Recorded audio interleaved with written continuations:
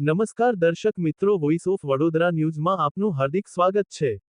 વડોદરા જિલ્લાના પાદરા તાલુકાના બામણશી ગામ, બામણવસી ગામની સીમમાં મોટા પાયા પર થતું લાકડાનું કટિંગ।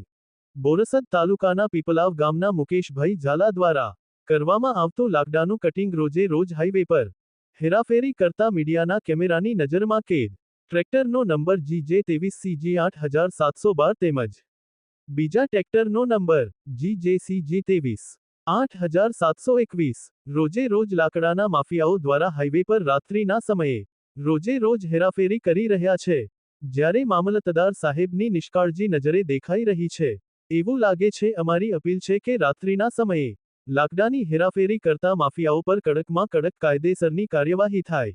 રિપોર્ટ JK પરમાર સાથે અમરસંગ ઠાકોર।